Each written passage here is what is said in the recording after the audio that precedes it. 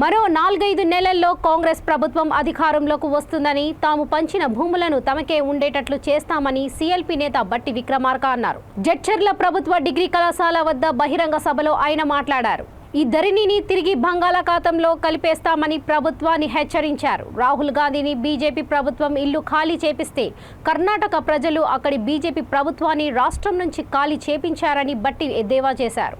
అదే పరిస్థితి రేపు తెలంగాణలో కూడా రాబోతుందని సీఎల్పీ నేత బట్టి విక్రమార్క ప్రభుత్వాన్ని హెచ్చరించారు.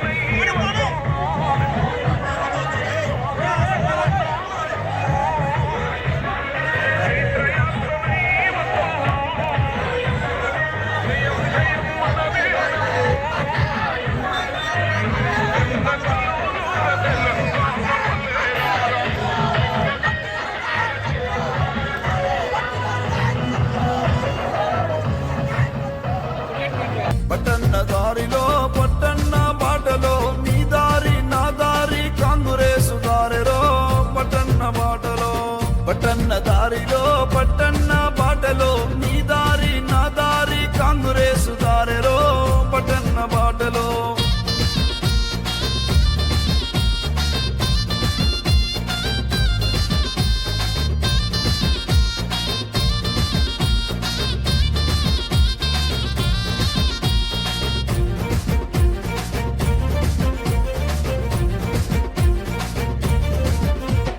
తెలంగాణ ఇచ్చినట్టి సోనియమ్మ రుణం తీర్చ ఉందేలా చరిత గల్ల పోరుబాట ఈ జెండా ఇందిరమ్మ ఇల్లిచ్చిన కాంగ్రెసుదే ఘనత పట్టన్న దారిలో పట్టన్న బాటలో నీ దారి నా దారి కాంగ్రెసు దారిలో పట్టన్న బాటలో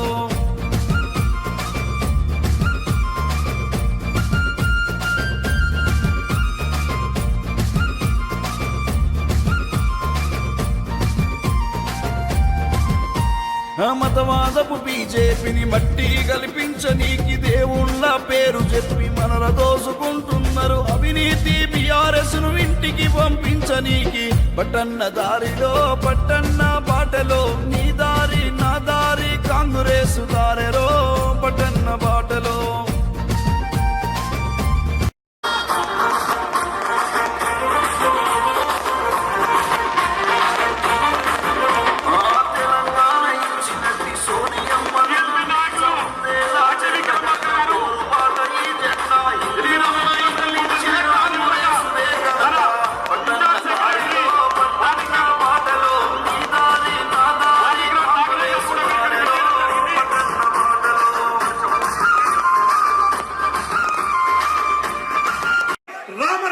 తీసుకొస్తే తప్పకుండా ప్రతి ఒక్క మహిళకు చదువుకున్నటువంటి విద్యార్థినికి స్కూటర్ ప్రతి ఒక్క విద్యార్థికి ఎలక్ట్రికల్ స్కూటర్ వస్తుంది.